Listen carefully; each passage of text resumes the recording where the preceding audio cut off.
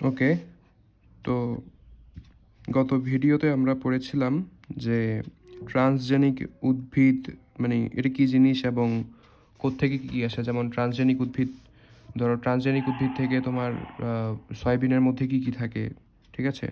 Transgenic সয়াবিনের মধ্যে থাকে উচ্চ অলিক অ্যাসিড, ওমেগা 3 ফ্যাটি অ্যাসিড। তারপর হচ্ছে তোমার ট্রান্সজেনিক উদ্ভিদের আলু আলু টাইপের যেসব জাত আছে, ওগুলো হচ্ছে আলুর বিলম্বিত ধসা রোগ এবং পেঁপের রিং স্পট এগুলো সব দূর করে। এগুলো হচ্ছে মানে ট্রান্সজেনিক উদ্ভিদ। ধরো আলু একটা নিলা, তো আলুর মধ্যে ধরো যদি বিলম্বিত ধসা রোগ হয়, পেঁপের রিং স্পট হয়, তাহলে ওইটাকে যদি তুমি ওই টিস্যু কালচার করো এবং রিকম্বিনেন্ট ডিএনএ প্রযুক্তির মাধ্যমে ওটাকে ইঞ্জিনিয়ারিং করো, তাহলে ওটার মধ্যে তোমার রোগ হওয়ার যে একটা প্রবণতা ওইটা চলে যায়। তারপর ধরো এই যেখানে লেখা আছে আগাছা প্রতিরোধী সহনশীল উদ্ভিদ। গ্লাইফোসেট হচ্ছে একটা সার, যেটা আমি বলেছি যে গ্লাইফোসেট প্রতিরোধী সয়াবিন তুলা। হ্যাঁ, গ্লাইফোসেট হচ্ছে এক ধরনের সার, মানে যেটা সার মানে কি কীটনাশক আর কি। তো পোকামাকড় নিধন করার জন্য এটা দেওয়া হতো। তো গ্লাইফোসেট হচ্ছে এমন একটা সার যেটা দিলে আসলে মানে আগাছা মারা হয়। তো আগে যেমন ধরো বেগুন গাছ অথবা অন্য টাইপের যেসব গাছগুলো আছে, তো ওগুলোর উপর যখন তুমি সারটা দিবা তখন তোমার গাছেরও ক্ষতি হতো, ফসলেরও ক্ষতি হতো। এটার জন্য ওরা মানে এমন একটা প্রজাতি বের করলো, ট্রান্সজেনিক উদ্ভিদ আবিষ্কার করলো, যেটার মাধ্যমে যদি গ্লাইফোসেট প্রয়োগ করাও হয়, তাহলে সেটা আর কি তোমার ফসলের কোনো ক্ষতি করে না, বরং যে আগাছাগুলো আছে সেগুলোকে ক্লিন করে। তো টোটাল পৃথিবীর সবচেয়ে মারাত্মক যে 78টা আগাছা আছে, ওই 78টার মধ্যে 76টাই আসলে মানে এটার মাধ্যমে ধ্বংস করা সম্ভব। তারপর আসো এখানে লেখা আছে কতক ব্যাকটেরিয়া একটি এনজাইম তৈরি করে। এখানে অনেক কিছু লেখা আছে। বিজ্ঞানীগণ ব্যাকটেরিয়া থেকে এই জিন পৃথককারী রিকম্বিনেন্ট ডিএনএ প্রযুক্তিতে তুলা ও সয়াবিন উদ্ভিদে অন্তর্ভুক্ত করে ট্রান্সজেনিক তুলা ও ট্রান্সজেনিক সয়াবিন উদ্ভিদ তৈরি করতে সক্ষম হয়েছেন। এসব ফসলের জমিতে এখন নিশ্চিন্তে গ্লাইফোসেট হার্বিসাইড প্রয়োগ করা যায়। এগুলোর মাধ্যমে এখন সহজে আর কি গ্লাইফোসেট করা যায়। গুণগত মান উন্নয়ন। অস্ট্রেলিয়াতে ভেড়া পালন একটি উত্তম ব্যবসা। ভেড়া পালন করছে, ভেড়া থেকে পাওয়া যায় পশম এবং মাংস। এরা ক্লোভার জাতীয় ঘাস খায়। কী জাতীয় ঘাস খায়? ক্লোভার জাতীয় ঘাস খায়, এটা মাথায় রাখতে হবে। ক্লোভার জাতীয় ঘাস খায়। এই ঘাসের প্রোটিনে সালফারের অভাব আছে। কিসের অভাব আছে? সালফারের অভাব আছে। ক্লোভার ঘাস খাচ্ছে কিন্তু এটার মধ্যে সালফারের অভাব আছে। তো এর কারণে কি হচ্ছে, তোমার ওই ক্লোভার ঘাস খায়, এদের লোম নিম্নমানের হয়। এখন ওদের লোমকে ভালো করার জন্য মানে ওই ওদের মধ্যে আর কি সালফারের প্রয়োজন হয়। তো ক্লোভার ঘাসের মধ্যে সালফার নেই, এর কারণে তুলাগুলো নিম্নমানের হচ্ছে। তো ওরা সায়েন্টিস্টদের আত্ম দ্বারস্থ হলো। তো ওনারাও কিছু গবেষণা করলো, এর মাধ্যমে এমন এক ধরনের মানে ঘাসের মধ্যে এমন কিছু একটা অ্যাড করে দিল, যেটার মাধ্যমে ওই ঘাসের মধ্যে মানে সালফার থাকবে, ঘাসও খাওয়া হবে, সালফার খাওয়া হবে, যার মাধ্যমে উন্নত প্রজাতির উন্নত টাইপের উচ্চমানের লোম দিয়ে প্রযুক্তি অথবা সাপ্লাই দিতে পারবে। এর ফলে যে ভেড়া ক্লোভার ঘাস খায়, এদের লোম নিম্নমানের হয়। লোমকে উন্নতমান করতে হলে এদের সালফার সমৃদ্ধ খাবার দিতে হবে। রিকম্বিনেন্ট ডিএনএ প্রযুক্তির মাধ্যমে সূর্যমুখী সালফার অ্যামিনো অ্যাসিড সৃষ্টিকারী জিন অ্যাগ্রোব্যাকটেরিয়াম টিউমিফেসিয়ান্স ব্যাকটেরিয়ার প্লাজমিড ডিএনএর মাধ্যমে ক্লোভার ঘাসে স্থানান্তর করা হয়েছে। দেখো কোথায় কী করা হয়েছে। রিকম্বিনেন্ট ডিএনএ প্রযুক্তির মাধ্যমে, রিকম্বিনেন্ট যে ডিএনএ প্রযুক্তি আছে, ওখানে সূর্যমুখী যে সালফার অ্যামিনো অ্যাসিড সৃষ্টিকারী যে জিনটা আছে, ওইটা ওই অ্যাগ্রোব্যাকটেরিয়াম টিউমিফেসিয়ান্স ব্যাকটেরিয়ার প্লাজমিড ডিএনএর মাধ্যমে ক্লোভার ঘাসে স্থানান্তর করা হয়েছে। মানে বাহক হিসেবে এখানে অ্যাগ্রোব্যাকটেরিয়াম টিউমিফেসিয়ান্সকে ইউজ করা হয়েছে, এবং যে জিনটাকে পাঠানো হয়েছে সেটা হচ্ছে সূর্যমুখী সালফার অ্যামিনো অ্যাসিড সৃষ্টিকারী জিন। এটাকে ওই ঘাসের মধ্যে প্রবেশ করিয়েছে, যার কারণে ওই ঘাস খেলে ভেড়ার লোম উন্নত মানে হচ্ছে, পৃথকভাবে আর সালফার খাওয়াতে হচ্ছে না। সূর্যমুখী সালফার তৈরিকারী জিন সমৃদ্ধ ক্লোভার ঘাস হলো একটি ট্রান্সজেনিক উদ্ভিদ। সূর্যমুখীর সালফার তৈরিকারী জিন সমৃদ্ধ ক্লোভার ঘাস হচ্ছে একটি ট্রান্সজেনিক উদ্ভিদ। তারপর আসে হচ্ছে সুপার রাইস। এটাও খুব আসে যে সুপার রাইসের মধ্যে আসলে মানে কী কী থাকে, যে ড্যাফোডিল থেকে এগুলো ব্লাবলা এগুলো থাকে আর কি। তো সুপার রাইস হচ্ছে মানে যেমন ধর আমাদের দেশের ছেলেদের ভিটামিন এর অভাব হয়, যার কারণে রাতকানা রোগ হয়। তো বাংলাদেশ মানে কি এশিয়া কন্টিনেন্টের মানুষরা আসলে মেনলি ভাত জাতীয় খাবার খায়, তো রাইস টাইপের খাবার খায়, কিন্তু রাইসের মধ্যে তো ভিটামিন এ নাই। মানে যাই হোক, মানে আমাদের লোকেরা আসলে মানে শর্করা জাতীয় কার্বোহাইড্রেট বেশি খায়, তবে ওটার মধ্যে মানে ভিটামিন খুব কম। তো বিজ্ঞানীরা কী করলো, ওই ড্যাফোডিল থেকে বিটা ক্যারোটিন তৈরি 4টা জিন। ড্যাফোডিল হচ্ছে একটা ফুল আর কি, ওই ফুল থেকে বিটা ক্যারোটিন মানে ক্যারোটিন তৈরি করে, ক্যারোটিন মানে ওখান থেকে আর কি ভিটামিন এ আসে। তো বিটা ক্যারোটিন তৈরি 4টা জিন এবং অতিরিক্ত আয়রনের জন্য 3টি জিন, অতিরিক্ত আয়রন তৈরি 3টা জিন প্রতিস্থাপন করে দেয়, যেটা ওই ভাতের মধ্যে ঢুকিয়ে দেয়, যেটার কারণে এটা সুপার রাইস হয়ে যায়, রাইস থেকে সুপার রাইস হয়ে যায়। তো সুপার রাইসকে আমরা বলতে পারি যে এটা মানে সুপার হয়ে গেছে, তো এটা একটা গোল্ডেন টাইপের জিনিস, তো গোল্ডেন রাইস। ওখান থেকে আর কি মানে রক্তশূন্যতার জন্য সৃষ্ট রোগ থেকে রেহাই পাবে সুপার রাইস বা গোল্ডেন রাইস চাষ শুরু হয়েছে, এটা আর কি। তো এটা মনে রাখতে হবে যে তারা কোন টাইপের ধানে, জ্যাপনিকা টাইপ ধানে, জ্যাপনিকা এই যে ইঙ্গো পট্রিকাস নামে একজন বিজ্ঞানী এবং তার দল জ্যাপনিকা টাইপ একটা ধানের মধ্যে বিটা ক্যারোটিন এবং 4টি জিন অতিরিক্ত আয়রনে 3টা জিন প্রতিস্থাপন করে দিয়েছে, এর মাধ্যমে আর কি সমস্যাটা সমাধান হয়ে গেছে। তারপর হচ্ছে যেখানে রোগ প্রতিরোধ জাত উদ্ভাবন করছে, রোগ প্রতিরোধ জাত উদ্ভাবন করলো, রোগ প্রতিরোধ জাত উদ্ভাবন করলো এখানে যে টোবাকো মোজাইক ভাইরাস, পটেটো ভাইরাসের কোড প্রোটিন জিন দিয়ে ট্রান্সফরমেশনকৃত তামাক গাছ ভাইরাস আক্রমণ থেকে নিজেকে প্রতিরোধ করছে। টোবাকো মোজাইক ভাইরাস, পটেটো ভাইরাসের কোড প্রোটিন জিন দিয়ে ট্রান্সফরমেশনকৃত তামাক গাছ ভাইরাস আক্রমণ হতে নিজেকে প্রতিরোধ করছে। টোবাকো ভাইরাসকে এখানে মানে টোবাকো মোজাইক ভাইরাসটা ওই পটেটোর যে কোড প্রোটিন জিন দিয়ে ট্রান্সফরমেশনকৃত তামাক গাছ।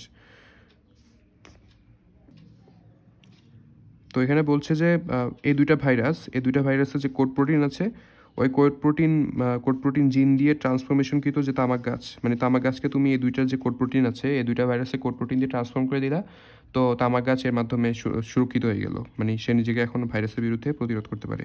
তারপর হচ্ছে নাইট্রোজেন সংবর্ধন। এখন নাইট্রোজেন সংবর্ধনকারী ব্যাকটেরিয়া হতে নিফ জিন ই কলাই ব্যাকটেরিয়াতে স্থানান্তর করা সম্ভব হয়েছে। নাইট্রোজেন সংবর্ধনকারী যে ব্যাকটেরিয়াগুলো আছে ওখান থেকে নিফ জিনটা নিয়ে এই কলাইয়ের মধ্যে ঢুকিয়ে দিয়েছে, যার মাধ্যমে আর কি ভবিষ্যতে নাইট্রোজেন সংবোধন করার যে নাইট্রোজেন সংশ্লেষণ করার যে একটা আইডিয়া এটা আর কি আসতে পারে। তারপর হচ্ছে দ্যুতিময় উদ্ভিদ সৃষ্টিতে লুসিফারিন নামে পদার্থ ক্ষরণ হয়ে আলোর বিচ্ছুরণ ঘটায়। এটা তো জানো যে লুসিফারিন টাইপের এক ধরনের পদার্থ আছে যেটা ক্ষরণ করার মাধ্যমে আসলে মানে লাইট টাইপের জিনিসগুলো আমরা দেখতে পারি, বায়োলুমিনেসেন্স বলে আর কি। তো তামাক গাছের মধ্যে এই লুসিফারিন এটাকে অ্যাড করা হয়েছে, যার মাধ্যমে তামাক গাছটা মানে রাত্রিবেলায় যে শোভাবর্ধক হিসেবে কাজ করছে, যে আলোক বিচ্ছুরিত হয় এখান থেকে। তারপর হচ্ছে বীজহীন ফল সৃষ্টিতে জাপানে বীজহীন তরমুজ তৈরি করছে। জাপানে যে বীজহীন তরমুজ তৈরি করছে এটা হচ্ছে তোমার এটা একটা রিকম্বিনেন্ট ডিএনএ প্রযুক্তির মাধ্যমে তৈরি করা। খরা প্রতিরোধী জাত সৃষ্টি, যে বলে দিবে যে ব্যাসিলাস সাবটিলিস থেকে সিএসপিবি জিন ভুট্টা উদ্ভিদে প্রবেশ করিয়ে ভুট্টাকে খরা প্রতিরোধী করা সম্ভব হয়েছে। তো বলবে যে তোমার নিচের কোনটি হচ্ছে তোমার খরা প্রতিরোধী উদ্ভিদ। তো যে ভুট্টা উদ্ভিদ হতে পারে। তারপর বলবে যে তোমার কোন জিনের মাধ্যমে ভুট্টাকে খরা প্রতিরোধী করা হচ্ছে, সিএসপিবি জিনের মাধ্যমে।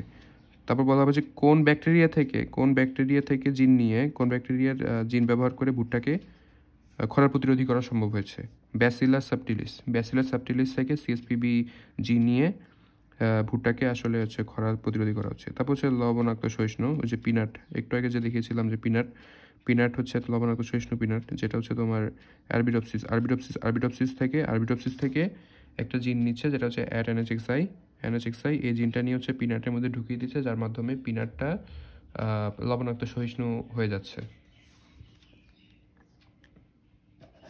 ওকে, লাইটটা একটু ঠিক করে নিই।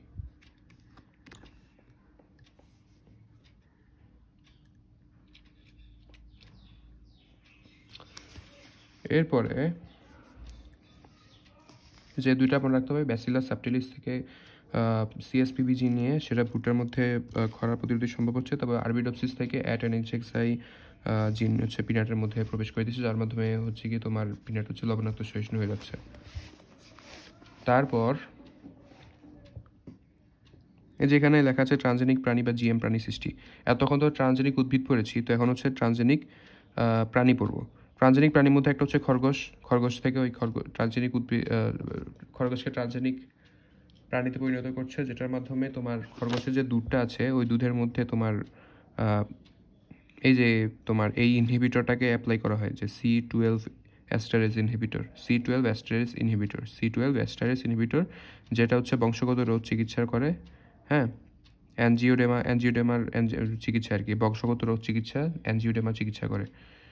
CS12 এস্টারেস ইনহিবিটর বংশগত রোগ চিকিৎসায় সাহায্য করে। বংশগত রোগটা কি, ওই যে ওই মানে পুরো সিস্টেমটাকে বলা হচ্ছে অ্যাঞ্জিওডেমা। যেমন আমরা বলি না যে ও ওই টাইপের চিকিৎসা করছে, হ্যাঁ, জিন থেরাপি দিচ্ছে, এরকম হচ্ছে অ্যাঞ্জিওডেমা আর কি। তারপর হচ্ছে তোমার এখানে ক্ষতিকারক কীটপতঙ্গের সৃষ্টি, কীটপতঙ্গ উদ্ভিদ সৃষ্টি, production of insect pest resistant plant. যে ইউরোপিয়ান কর্নোভার এক ধরনের হচ্ছে মথ, এদের লার্ভা ভুট্টা গাছের বিশেষ ক্ষতি করে। তো জেনেটিক ইঞ্জিনিয়ারিংয়ের মাধ্যমে ব্যাসিলাস থুরিনজিয়েন্সিস এর একটি জিন ভুট্টা উদ্ভিদে প্রবেশ ঘটিয়ে এই ক্ষতিকারক কর্নোভার প্রতিরোধী ভুট্টা জাতকরণ করেছে। কোত্থেকে নিয়েছে দেখো, ব্যাসিলাস থুরিনজিয়েন্সিসের থেকে তোমার ওই তোমার জিন নিয়ে তোমার এই ভুট্টাকে তোমার যে ক্ষতিকর কর্ন বোরার আছে ওইটার হাত থেকে রক্ষা করছে। তারপর আসো নিচের দিকে যাই।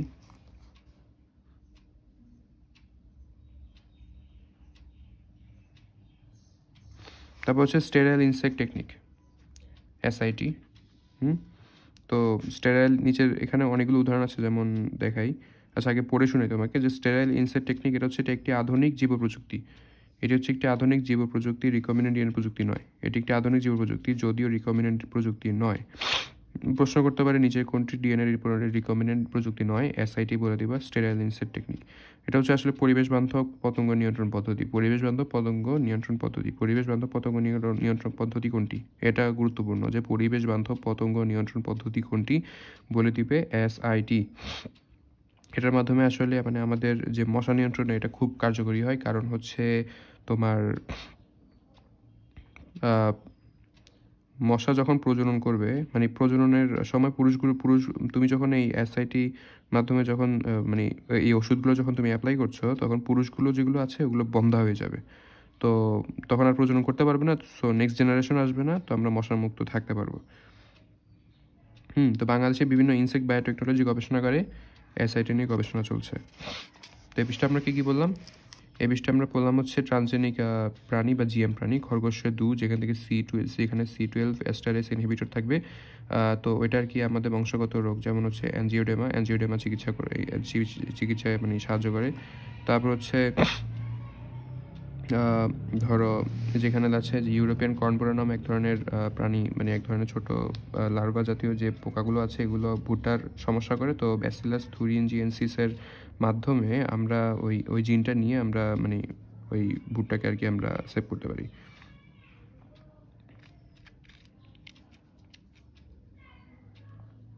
তারপর যে SIT স্টেরাইল ইনসেক্ট টেকনিক, যেটা হচ্ছে পরিবেশ বান্ধব ক্ষতিকারক পতঙ্গ নিয়ন্ত্রণ পদ্ধতি। এটি হচ্ছে জীব প্রযুক্তি এবং রিকম্বিনেন্ট ডিএনএ প্রযুক্তি নয়। নিচে কোনটি রিকম্বিনেন্ট ডিএনএ প্রযুক্তি নয়, SIT দিয়ে দিবা। কোনটা হচ্ছে পরিবেশ বান্ধব ক্ষতিকর পতঙ্গ নিয়ন্ত্রণ পদ্ধতি, যেটা SIT। মশা নিয়ন্ত্রণের এটি একটি কার্যকরী উপায়। মশা নিয়ন্ত্রণের কার্যকরী উপায় কোনটি, SIT। Next page. তারপর এখানে হচ্ছে ট্রান্সজেনিক প্রাণীর ক্ষেত্রে শুক্রাণু বা ডিম্বাণু বা জাইগোটের বাইরে থেকে জিন ডিএনএ প্রবেশ করানো হয়। যে পার্থক্য দুইটা পড়বা। ট্রান্সজেনিক প্রাণী আর ক্লোন প্রাণীর মধ্যে পার্থক্য কি। তো তোমার ক্লোন প্রাণী যেখানে থাকে, যেখানে লাস্টের এটা পড়বা, যে এখানে হচ্ছে তোমার ক্লোন প্রাণী যেখানে আছে সেটা হচ্ছে কেবল ডিম্বাণুর খোলস ব্যবহৃত হচ্ছে। ক্লোন যখন তৈরি করবে তখন ডিম্বাণু খোলস ব্যবহৃত হচ্ছে, আর শুক্রাণু ডিম্বাণু বা এককোষীয় জাইগোট ব্যবহৃত হয়। যেখান থেকে পড়বা শুক্রাণু ডিম্বাণু বা জাইগোট বাইরে থেকে জিন বা ডিএনএ প্রবেশ করানো হয় বাইরে থেকে। মানে ট্রান্সজেনিক হচ্ছে কি, মানে বাইরে থেকে জিনিস একটা নিয়ে এখানে ট্রান্সফার করে এটাকে মানে একটা জিনিস বানানো হচ্ছে। আর এটা হচ্ছে তোমার যেটা হচ্ছে মানে ক্লোন আর কি, সেটা হচ্ছে অনিষিক্ত ডিম্বাণুর নিউক্লিয়াস অপসারণ করে, মানে অনিষিক্ত ডিম্বাণুর ভেতরে অন্য প্রাণী দেহকোষে নিউক্লিয়াস প্রবেশ করে দিব। মানে একটা ধরো একটা কোষ, একটা সেলের ভিতর থেকে আমি নিউক্লিয়াসটা বের করলাম, আরেকটা জিনিস ঢুকিয়ে দিলাম, তো ওইটা আর কি পরে এটা গ্রো করে একটা ক্লোন তৈরি করবে। এভাবে ক্লোন তৈরি করে। তারপর এখানে কি বললো, এখানে হচ্ছে জিএমও, জেনেটিক্যালি মডিফাইড অর্গানিজম। এটা কি জিনিস? জিনগত ও পরিবর্তিত, জেনেটিক্যালি মডিফাইড অর্গানিজম। প্রচলিত সংজ্ঞা অনুযায়ী গবেষণাগারে যে প্রক্রিয়ায় এক প্রজাতির ডিএনএ থেকে জিন সংগ্রহ করে ভিন্ন প্রজাতির উদ্ভিদ বা প্রাণী জিনের কৃত্রিম প্রবেশ ঘটিয়ে জিনগত পরিবর্তন জীবের সৃষ্টি করা হয়, তাকে জিএমও বলে। মানে হচ্ছে, মানে বুঝতেই তো পারছো যে জেনেটিক্যালি মডিফাইড অর্গানিজম মানে তুমি জিনগত পরিবর্তন করলা। এই যে জিনগত, এটা হচ্ছে জিনগত পরিবর্তিত জীব। তুমি জিনের পরিবর্তন সাধন করলা, এটার মাধ্যমে কমপ্লিটলি একটা ডিফারেন্ট প্রাণীতে পরিণত হয়ে গেছে। তো বর্তমানে যেখান থেকে গুরুত্বপূর্ণ ইনফরমেশন আছে যে এখানে দেখাই, বর্তমানে 5টি দেশ 90% জিএম শস্য উৎপাদন করে: আর্জেন্টিনা, ব্রাজিল, আমেরিকা, কানাডা আর ইন্ডিয়া। আর্জেন্টিনা, দেখো এই দুটো কিন্তু পাশাপাশি দেশ, মনে রাখার টেকনিক। আর্জেন্টিনা, ব্রাজিল পাশাপাশি দেশ, আমেরিকা, কানাডা এটাও পাশাপাশি দেশ, আর ইন্ডিয়া। বাংলাদেশ হলে ভালো হতো আর কি, ইন্ডিয়া বাংলাদেশ পাশাপাশি থাকতো, তাও মনে রাখো 5টি দেশ। হ্যাঁ, তারপর হচ্ছে বাংলাদেশের প্রথম জিএম জেনেটিক্যালি মডিফাইড খাদ্যশস্য। জেনেটিক মডিফিকেশনের মাধ্যমে বিভিন্ন ফসলের রোগবালাই প্রতিরোধ ক্ষমতা বৃদ্ধি করে যে ফসল উৎপাদন করা হয় তাকে জিএম ফসল বলে। এই যেখানে ইম্পর্টেন্ট ইনফরমেশন আছে, পৃথিবী জুড়ে কয়টি দেশে জিএম ফসল উৎপাদন করছে? 30টি দেশ। কয়টি দেশ? 30টি দেশ। পৃথিবী জুড়ে 30টি দেশে 30টি দেশে জিএম ফসল উৎপাদিত হচ্ছে। কত পার্সেন্ট? এই যে 90%। দেখো বর্তমানে 5টি দেশ, এই 5টি দেশে 90% উৎপাদিত হচ্ছে। আর মানে মেইনলি আর কি বর্তমানে 5টি জেনেটিক্যালি মডিফাইড অর্গানিজম তৈরি হচ্ছে তোমার এই 5টা দেশে। আর খাদ্য ফসল হচ্ছে তোমার 30টা দেশের মধ্যে খাদ্য ফসল। এখন হচ্ছে বিটি বেগুন কি? বিটি বেগুন হচ্ছে তোমার যে বেগুনের ব্যাসিলাস থুরিনজিয়েন্সিস আছে না, যে বিটি মানে হচ্ছে ব্যাসিলাস থুরিনজিয়েন্সিস। ব্যাসিলাস থুরিনজিয়েন্সিস নামক একটি সয়েল ব্যাকটেরিয়া থেকে ক্রিস্টাল প্রোটিন জিন। কোন প্রোটিন জিন? মানে তুমি বেগুনের মধ্যে কি জিন আনছো, সেটা হচ্ছে ক্রিস্টাল প্রোটিন জিন। এটার সংকেত হচ্ছে এটা CRY1AC। ক্রিস্টাল প্রোটিন জিন করছে, যেটার মাধ্যমে আর কি বিটি বেগুন তৈরি করছে। এই বিটি বেগুন হচ্ছে তোমার প্রথম জিএম খাদ্য ফসল। প্রথম জিএম খাদ্য ফসল কোনটি? প্রথম জিএম খাদ্য ফসল হচ্ছে বিটি বেগুন, ব্যাসিলাস থুরিনজিয়েন্সিস। বিটি বেগুনের মধ্যে কোন জিন ইউজ করা হচ্ছে? ক্রিস্টাল প্রোটিন জিন।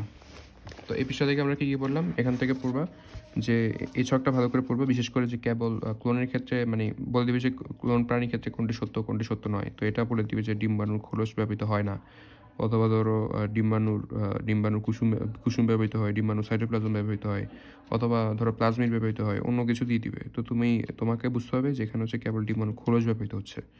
ওকে, জাস্ট ডিম্বাণুর খোলস ব্যবহৃত হচ্ছে। আর হচ্ছে তোমার এখানে জেনেটিক্যালি মডিফাইড অর্গানিজম হচ্ছে পৃথিবীর 5টি দেশে, যে বিশ্বের 5টি দেশে আর্জেন্টিনা, ব্রাজিল, আমেরিকা, কানাডা, ইন্ডিয়ার মধ্যে এর 90% তোমার জিএমও উৎপাদিত হচ্ছে। এখন হচ্ছে genetically modified organism, genetically modified ফসল। জেনেটিক্যালি মডিফাইড ফসল হচ্ছে তোমার পুরা বিশ্বের 30টি দেশে এটার উৎপাদন চলছে। তো এখন আসলে বিটি বেগুন, এই বিটি বেগুনটা কি? এটা হচ্ছে তোমার ব্যাসিলাস থুরিনজিয়েন্সিস প্রতিরোধী তোমার একটা বেগুন আছে। তো এই বেগুনটা হচ্ছে তোমার ব্যাসিলাস থুরিনজিয়েন্সিস থেকে ক্রিস্টাল প্রোটিন জিন এনে এটার মধ্যে অ্যাড করার মাধ্যমে বিটি বেগুনকে তোমার জেনেটিক্যালি মডিফাইড করা হচ্ছে, যার মাধ্যমে এটা আসলে ব্যাকটেরিয়া অথবা পোকামাকড়ের আক্রমণ থেকে মুক্ত হতে পারছে। এবং বিটি বেগুন হচ্ছে প্রথম জিএম খাদ্য ফসল। ওকে, নেক্সট পেজ। এখানে এই লাইনগুলো পড়ে ফেলবা, এই কালো বক্সের মধ্যে এই পড়াগুলো পড়ে ফেলবা। তো তোমার এখানে আসলে আলোচনা করা হচ্ছে জিএম ফসল কি ক্ষতিকর না। এটা সারসংক্ষেপ হচ্ছে যে আসলে কিছু জিএম ফসল গবেষণা করার মাধ্যমে প্রমাণ করা হয়েছে যে জিএম ফসল আসলে মানুষের জন্য ক্ষতিকর নয়। আর কিছু জিএম ফসলে এখনও গবেষণা চলছে, যেগুলো এখনও ওরা শিওর হতে পারেনি যে আসলেই ক্ষতিকর না। তো ওটা সিদ্ধান্তে এসেছে যে আসলে তোমার পরীক্ষা করে দেখতে হবে যে আসলে এটা মানুষের জন্য ক্ষতিকর না, এরপরে এটাকে ইম্পোর্ট করতে হবে যাতে করে কৃষকরা এটাকে এটাকে উৎপাদন করতে পারে। নেক্সট হচ্ছে কি আমি এখানে কিছু গুরুত্বপূর্ণ পয়েন্ট লিখে রেখেছি। এগুলো হচ্ছে ধরো বীজহীন ফল কোথায় পাওয়া যাবে, বীজহীন ফল কোন দেশে উৎপাদন হয়, জাপানে উৎপাদন হয়। তারপর হচ্ছে এখানে হচ্ছে বন্য টমেটো নিয়ে একটা পড়ালেখা আছে। তো বন্য টমেটোটা কি, এখানে হচ্ছে প্রশ্ন করবে দীর্ঘবীজী ফসল কোনটি, অথবা ফ্লেভার সেভার টমেটো কোনটিকে বলা হয়। তো বন্য টমেটোকে আসলে এগুলো বলা হয়। বন্য টমেটোর মধ্যে হচ্ছে পলিগ্যালাক্টোইউরেস নামে এক ধরনের জিন থাকে, যেটা আর কি তোমার ওই বন্য টমেটোর মধ্যে থাকে। এটা যখন তুমি ওই নর্মাল টমেটোতে প্রবেশ করাবা, তখন সেটা হচ্ছে ফ্লেভার সেভার টমেটোতে পরিণত হবে। এই বন্য টমেটোকে তোমার বলা হয়, জেনেকা টমেটো বলা হয়। কি বলা হয়? জেনেকা টমেটো বলা হয়। জেনেকা টমেটো। বন্য টমেটো বলা হচ্ছে, জেনেকা টমেটো বলা হচ্ছে। আর ওটার মধ্যে যদি তুমি পিজি নামে জিন একটা আছে, ওটা যদি দেওয়া হয় তাহলে টমেটোটা আসলে আস্তে আস্তে মানে ফসল দিবে, বাট ওইটা হচ্ছে মানে খুব আস্তে আস্তে গ্রো করে। তো তো প্রশ্ন আসতে পারে যে তোমার দীর্ঘজীবী বা ফ্লেভার সেভার টমেটো কোনটা। এটা হচ্ছে বন্য যে টমেটো থাকে ওইটা।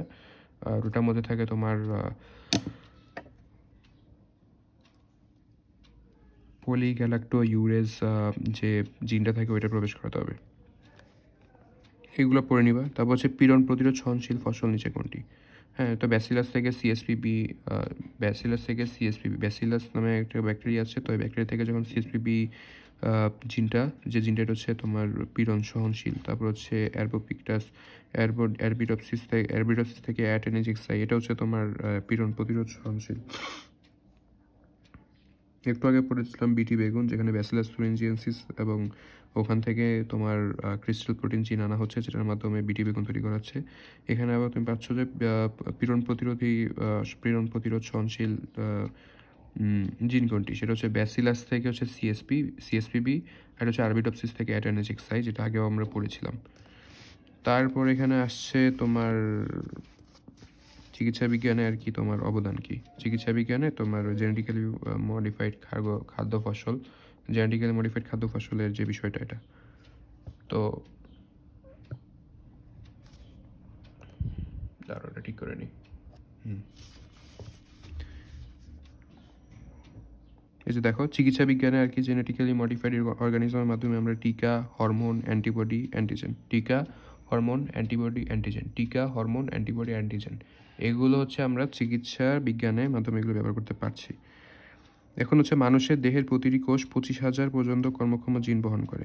এখান থেকে প্রশ্ন, মানব দেহের প্রতিটি কোষ 25,000 পর্যন্ত কর্মক্ষম জিন বহন করে। মানুষের এরূপ 3,500টি জিন ডিসঅর্ডার জানা গিয়েছে। দেখো, মানুষের মধ্যে কয়টি কর্মক্ষম জিন পাওয়া গেছে? 25,000টা পাওয়া গিয়েছে। এই 25,000টার মধ্যে 3,500টার মধ্যে সমস্যা পাওয়া গিয়েছে। ওই সমস্যার কারণে আমাদের যে বিভিন্ন ধরনের জেনেটিক ডিসঅর্ডারগুলো হয়, এগুলো যে 25,000-এর মধ্যে যদি যে কোনো একটি নির্দিষ্ট জিন ভ্রম দেখা দিলে দেহের রোগ সৃষ্টি পারে। মানুষের এরূপ 3,500টি জেনেটিক ডিসঅর্ডার জানা গেছে। আশা করা হচ্ছে এগুলো রিকম্বিনেন্ট ডিএনএ প্রযুক্তির মাধ্যমে দূরীভূত করা হবে।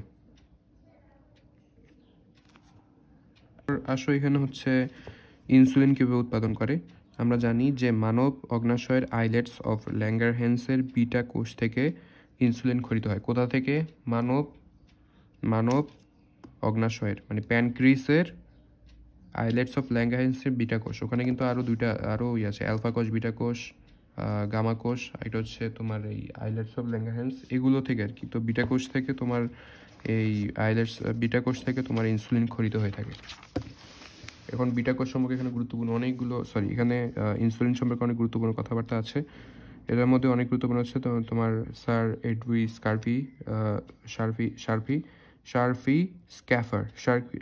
স্ক্যাফার, তিনি আর কি সর্বপ্রথম এটা আবিষ্কার করেন। তো প্রশ্ন করবে যে তোমার ইনসুলিন সর্বপ্রথম কে আবিষ্কার করেন? হচ্ছে শার্পি স্ক্যাফার। আর হচ্ছে তোমার ফ্রেডরিকে যে ব্যান্টিং বেস্ট, এনারা হচ্ছে বহুমূত্র রোগ বিরোধী ভূমিকার কথা সর্বপ্রথম উল্লেখ করেন। কে? ব্যান্টিং বেস্ট, বিজ্ঞানী ব্যান্টিং এবং বিজ্ঞানী বেস্ট, এরা সর্বপ্রথম ডায়াবেটিস বিরোধী ভূমিকার কথা এরা সর্বপ্রথম উল্লেখ করেন। ডায়াবেটিস বিরোধী ভূমিকার কথা সর্বপ্রথম উল্লেখ করেন স্যার এডওয়ার্ড শার্পি স্ক্যাফার সর্বপ্রথম ইনসুলিন আবিষ্কার করেন। এখন আসো পরবর্তী কথায়। ইনসুলিন দেখতে অনেকটা এরকম, দুইটা চেন বিশিষ্ট হয়, যেখানে একটা চেনের মধ্যে আমরা পাবো 21টি অ্যামিনো অ্যাসিড, একটা চেনের মধ্যে হচ্ছে 21টি অ্যামিনো অ্যাসিড, এবং চেন বি যেটাতে মধ্যে থাকে 30টি অ্যামিনো অ্যাসিড। একটিতে কয়টি? 21টি, আরেকটিতে হচ্ছে 30টি। টোটাল হচ্ছে কয়টি? 51টি অ্যামিনো অ্যাসিডের ক্ষুদ্রাকার সরল প্রোটিন। হ্যাঁ, এবং এই দুইটা চেন দুইটা ডাইসালফাইড বন্ডের মাধ্যমে যুক্ত থাকে। আসো আমরা পড়ি। ইনসুলিন 51টি অ্যামিনো অ্যাসিড নিয়ে গঠিত ক্ষুদ্রাকার সরল প্রোটিন। দুটি পলিপেপটাইড চেন, এই যে 21টি অ্যামিনো অ্যাসিড নিয়ে গঠিত চেন এ এবং 30টি অ্যামিনো অ্যাসিড নিয়ে গঠিত চেন বি দুটি ডাইসালফাইড বন্ডের মাধ্যমে সংযুক্ত হয়ে একটি ইনসুলিন অণু গঠন করে। এর রাসায়নিক সংকেত হলো, এটা পড়তে পারো, পড়ে রাখা ভালো, কারণ এটা এটা আসতে পারে। হ্যাঁ, যেমন এটা ধরো, এটা জাহাঙ্গীরনগর ইউনিভার্সিটির প্রশ্নে আসছিল যে তোমার ইনসুলিনের আণবিক ভর কত। এটা ভেবে মনে রাখতে পারো, লাস্টের দিকে কত? 3, 4, শুরুতে 5, 3, 4, 5, তারপর 7, এভাবে মনে রাখবা। 5-এর পর 6 নাই আর কি, একটু ব্যতিক্রম। 3, 4, 5, 7। তো মাথার মধ্যে এভাবে রাখলে আর কি তুমি গুছিয়ে, মানে তোমার চোখের সামনে চিত্রটা ভেসে উঠবে, 5, 7, 3, 4 এভাবে ভেসে উঠবে। আর এখানে যে রাসায়নিক সংকেতটা আছে, এখানে এটা মনে রাখতে পারো, যেখানে লেখা আছে CH, আর এটা উল্টা করে পড়তে পারে SON, মনে রাখার জন্য। CHSON, CHSON। আর এখানে হচ্ছে সি, দেখো 250-র কাছাকাছি, 250, এটা হচ্ছে 254, 377, এখানে 65, 75, 10 করে বাড়ছে, 65, 75, 6, 65, 75, 6, 254, 377, তারপর হচ্ছে N 65, ও হচ্ছে 75, 75, আর S হচ্ছে S6। আণবিক ভর হচ্ছে 5, 7, 3, 4, 4, 3, 7, 5, 4। এখানে হচ্ছে উল্টা করে পড়তে পারে যে 5734, এভাবে মনে রাখবে। ইনসুলিন 51 অ্যামিনো অ্যাসিড নিয়ে গঠিত, কয়টি? 51টি অ্যামিনো অ্যাসিড নিয়ে। একটি হচ্ছে কি চেইন এ, আরেকটি হচ্ছে চেইন বি। প্রথম চেইনে 21টি অ্যামিনো অ্যাসিড, চেইন বিতে 30টি অ্যামিনো অ্যাসিড। দুইটা অ্যামিনো অ্যাসিড চেইন, দুইটি ডাইসালফাইড বন্ড। এখানে আরেকটা আছে, এটাতে একটু কনফিউজ হয়ে যেতে পারো, এই বিষয়ে একটু সাবধান। পরে পরীক্ষা হলে মাথায় তো চিত্র আসবে যে এখানে 3টে ডাইসালফাইড বন্ডের চিত্র দেওয়া, আসলে মানে ওইভাবে না, মানে এখানে প্রত্যেকটা কিন্তু ডাইসালফাইড বন্ডের মাধ্যমে যুক্ত। বাট এই যে পাশাপাশি দুইটা, এরা হচ্ছে পার্সোনালি, এরা হচ্ছে আলাদা আলাদাভাবে দুইটা ডাইসালফাইড বন্ডে যুক্ত আর কি। তো মেনলি হচ্ছে দুইটা ডাইসালফাইড বন্ডের মাধ্যমে আর কি এরা মেনলি যুক্ত। এখন হচ্ছে আমরা নিচের দিকে যাই, এগুলো তো পড়লাম। এখন হচ্ছে তোমার জিন প্রকৌশলের মাধ্যমে মানুষের ইনসুলিন উৎপাদন কিভাবে করে। ইনসুলিন উৎপাদন করার জন্য আগে আমাদের শরীরে, মানে তোমার ইনসুলিন কিভাবে উৎপন্ন হয়, কোন জিন কিভাবে কি করে, এটা আগে জানতে হবে। তো আমাদের হচ্ছে আমাদের শরীরে কয়টা তোমার 23টা জিন না? মানুষের 23 জোড়া, দেখো 23 জোড়া ক্রোমোজোম, এখানে 23 জোড়া নেই, 1, 2, 3, 4, 23, 22 পর্যন্ত আছে। আচ্ছা, তো এখানে বাদ দাও। তো এখানে এই মানুষের এই ক্রোমোজোমগুলো দেখছো, মানে বিজ্ঞানীরা কি, মানে কোন অবস্থায় চলে গেছে, সব কটা কেটে কেটে বের করে একদম লাইব্রেরি বানিয়ে রেখেছে। তো এখানে তুমি দেখবে যে 11 নাম্বার যে ক্রোমোজোম দয় দেখছো, এটা যে খাটো বাহু, এই যে খাটো বাহু, এটার শীর্ষে তোমার ইনসুলিনের জিন পাওয়া যায়। মানে চিন্তা করতে পেরেছো, মানে ওরা কোন পর্যায়ে গিয়ে কীভাবে জুম করে, কীভাবে কোন আণুবীক্ষণ যন্ত্র দিয়ে মানে খুঁজে বের করলো, অসাধারণ, মানে অসাধারণ। তো ওরা এখানে যে এই জিনটা বের করলো, এই যে 11 নং ক্রোমোজোমের খাটো বাহুর শীর্ষে, 11 নং ক্রোমোজোমের এই যে খাটো বাহু, দুইটার মধ্যে কিন্তু এটা খাটো, এই খাটো বাহুর শীর্ষে তোমার এতে 153টি নাইট্রোজেন বেস নিয়ে গঠিত ইনসুলিনের জেনেটিক কোড বিদ্যমান। এতে কয়টি নাইট্রোজেন বেস নিয়ে গঠিত জেনেটিক কোড বিদ্যমান? 153টি নাইট্রোজেন বেস নিয়ে গঠিত ইনসুলিনের জেনেটিক কোড বিদ্যমান। 153টি নাইট্রোজেন বেস নিয়ে গঠিত ইনসুলিনের জেনেটিক কোড বিদ্যমান। 153টি নাইট্রোজেন বেস নিয়ে গঠিত নাইট্রোজেন জেনেটিক কোড বিদ্যমান। কয়টি? 153টি। মাথায় রাখতে হবে কয়টি নাইট্রোজেন বেস নিয়ে ইনসুলিন গঠিত, 153টি। এখন আসো, কোন কোম্পানি সর্বপ্রথম এটাকে এক্সপোর্ট করে? এটা হচ্ছে এলি লিলি অ্যান্ড কোম্পানি, যেটা প্রথম বাজারজাত করে হিউমুলিন হিসেবে। হিউমুলিন হিসেবে সর্বপ্রথম এটাকে বাজারজাত করেন 1982 সালে এলি লিলি অ্যান্ড কোম্পানি। তো এই পেশাটাও অনেক গুরুত্বপূর্ণ, এটা ভালো করে পড়ে রাখবা। এখন আসলে আমরা নেক্সট পেজ, এখানে এই পৃষ্ঠাতে আসলে তেমন কিছু নেই। এখানে তোমার বলা হচ্ছে যে আসলে তুমি কিভাবে ইনসুলিন তৈরি করবা, এটা পড়ে নিবা যে আসলে ওই প্লাজমিড এগুলোকে ব্যবহার করে তোমার ইকোলাই আছে না, ইকোলাইয়ের ভিতরে তোমার ট্রান্সফরমেশন প্রক্রিয়ায় তোমার ওই ইকোলাই থেকে তোমার ওই ইনসুলিনকে তোমার তৈরি করা হচ্ছে।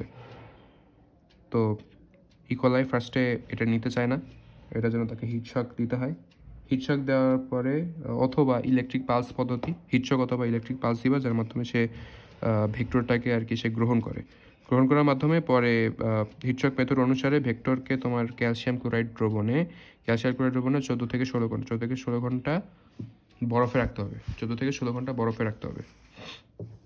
হিটশক মেথড ব্যবহার করে ক্যালসিয়াম ক্লোরাইড দ্রবণে ডুবিয়ে 14 থেকে 16 ঘন্টা বরফে রাখা হয়। এতে ইকোলাই এর কোষে প্রাচীরে ক্যালসিয়াম লেগে থেকে ইকোলাই কোষকে প্লাজমিড গ্রহণের জন্য কম্পিটেন্ট মানে উপযোগী করে তোলে।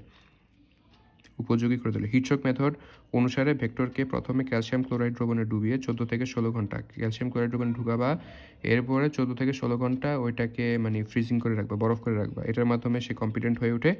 এরপর ওইটাকে আবার 42 ডিগ্রি সেলসিয়াস তাপমাত্রায় 90 সেকেন্ডে নিয়ে আসবো, যাতে করে মানে একটু ছেড়ে ছেড়ে দেয় আর কি। মানে তুমি যখন বরফ করবা এটা কি স্কুইজড হয়ে যায়।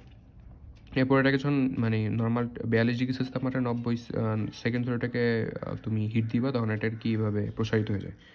ওই সময় মানে প্লাজমিডটা আর কি তোমার মানে প্রবেশ করতে সুবিধা হয়। এরপর হচ্ছে 2 মিনিট আবার বরফে রাখতে হবে।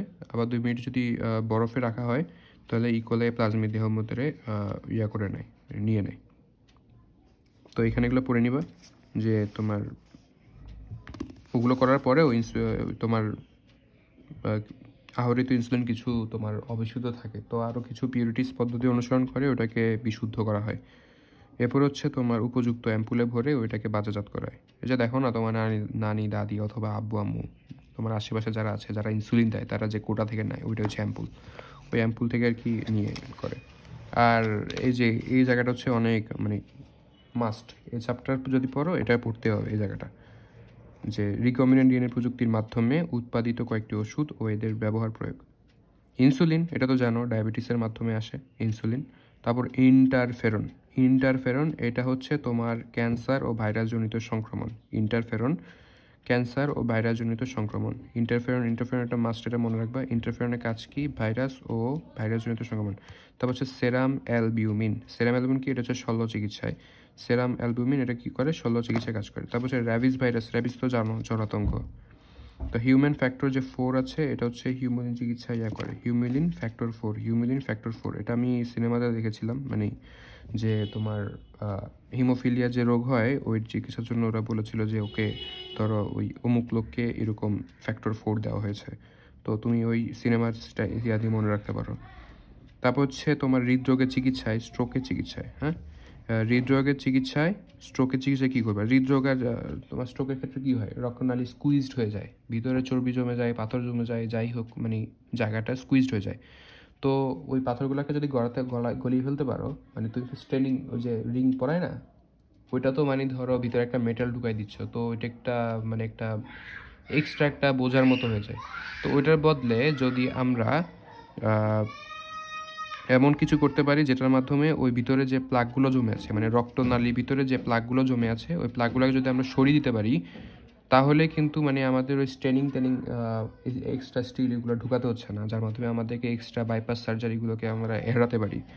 তো ওইটার জন্য টিস্যু প্লাজমিনোজেন অ্যাক্টিভেটর যে একটা ওষুধ আছে, এটা ইউজ করা হয়।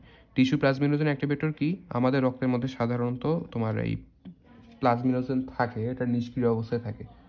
তো বিজ্ঞানীরা কি করেছে, তোমার ওই প্লাজমিনোজেনটাকে বের করে, মানে ওটা তৈরি যে জিন আছে, ওইটা মানুষের ওই জিনটা নিয়ে ব্যাকটেরিয়ার মধ্যে ঢুকিয়ে ওই ব্যাকটেরিয়ার মাধ্যমে ওইটাকে উৎপন্ন করে আলাদাভাবে বাজারজাত করে।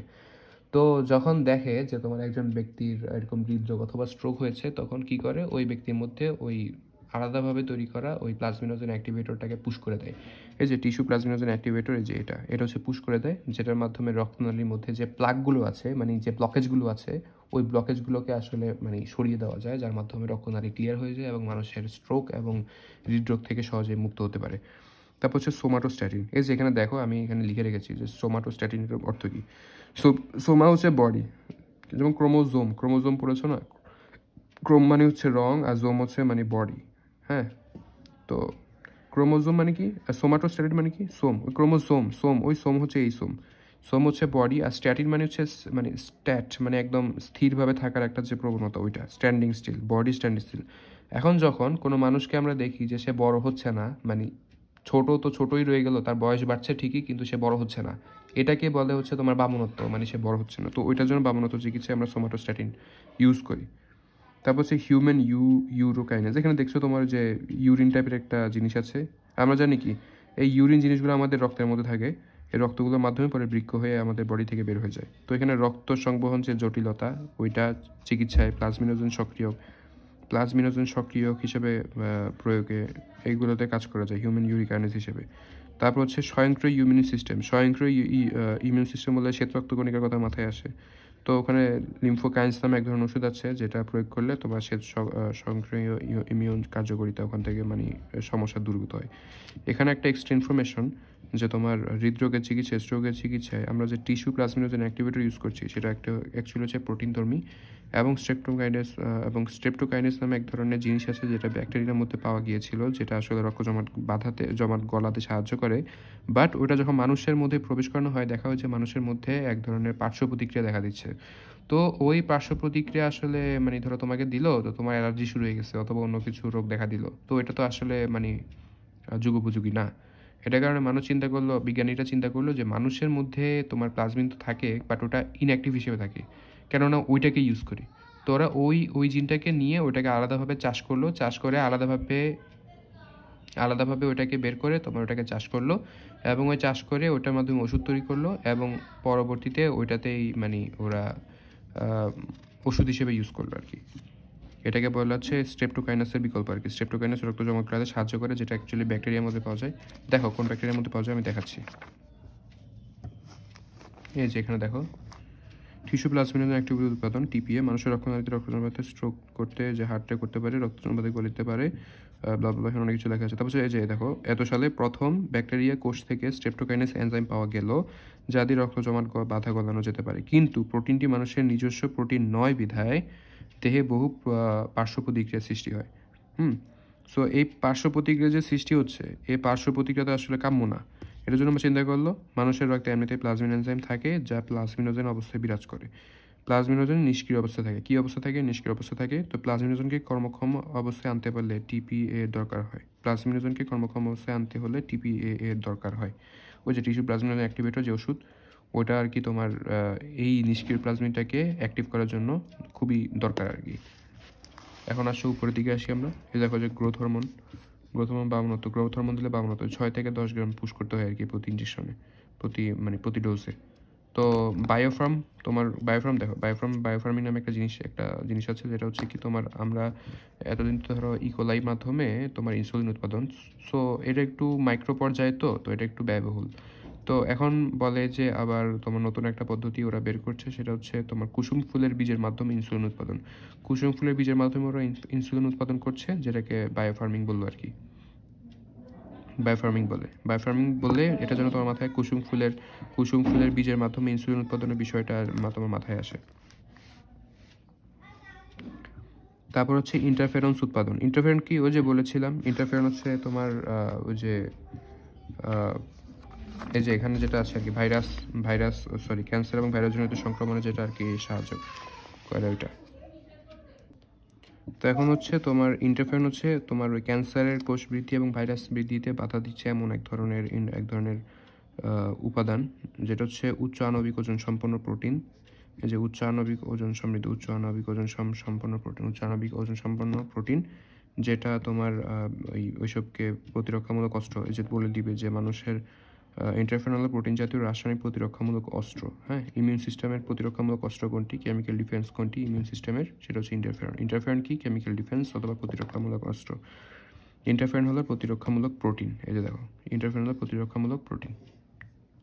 কোনো কোনো দেশে ভাইরাস সংক্রমিত হলে এই যে এখানে এগুলো পড়বা যে রাসায়নিক পদার্থ গ্লাইকোপ্রোটিন নিঃসৃত করে। হ্যাঁ, তো নিঃসৃত ইন্টারফেরন আক্রমণকারী ভাইরাসের প্রোটিন সংশ্লেষ প্রক্রিয়া বন্ধ করে দেয়।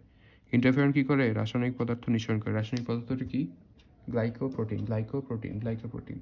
তো ইন্টারফেরন কি করবে?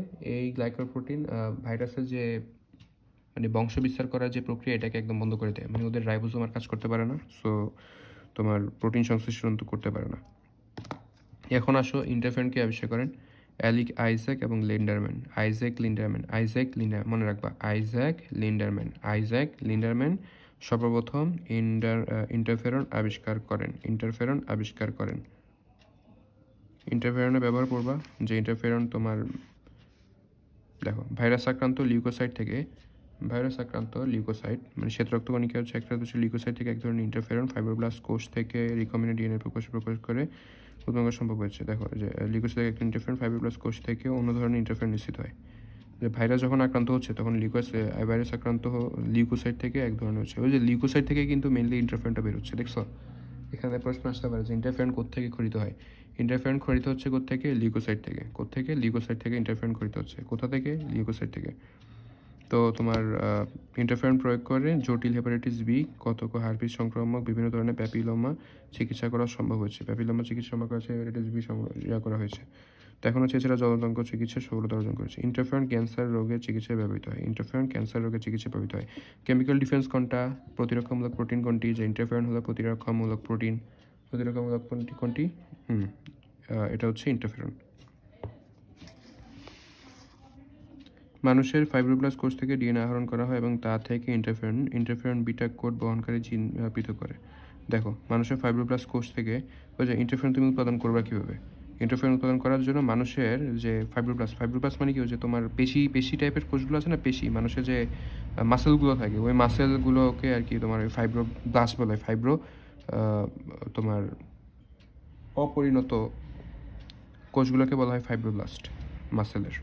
তো ওগুলোর ডিএনএ থেকে তোমার এই ডিএনএ আহরণ করা হয় এবং তা থেকে ইন্টারফেরন কোড বহনকারী জিন পৃথক করা হয়। ইন্টারফেরন বিটা, হ্যাঁ। তো ওখান থেকে আর কি তোমার ওই ইন্টারফেরন বিটা কোড বহনকারী জিন পৃথক করতেছে। তো ওইটার কি পরে ফার্মিং করে ওরা এই পুরো প্রসেসের মাধ্যমে এই ইন্টারফেরনকে বাণিজ্যিকভাবে সাপ্লাই করছে। তো এখন ইন্টারফেরনের বাণিজ্যিক নাম কি? বিটাফেরন। আর ইনসুলিনের নাম কি? হিউমুলিন। বাণিজ্যিক নাম কি? হিউমুলিন। আর ইন্টারফেরনের বাণিজ্যিক নাম কি? বিটাফেরন। আর এটা তো বললামই যে টিস্যু প্লাজমিনোজেন অ্যাক্টিভেটরের কাজ কি। এটা আসলে ফার্স্টে স্ট্রেপ্টোকাইনেজ এনজাইম পাওয়া গিয়েছিল, যেটা আসলে মানুষের জন্য অ্যালার্জিক।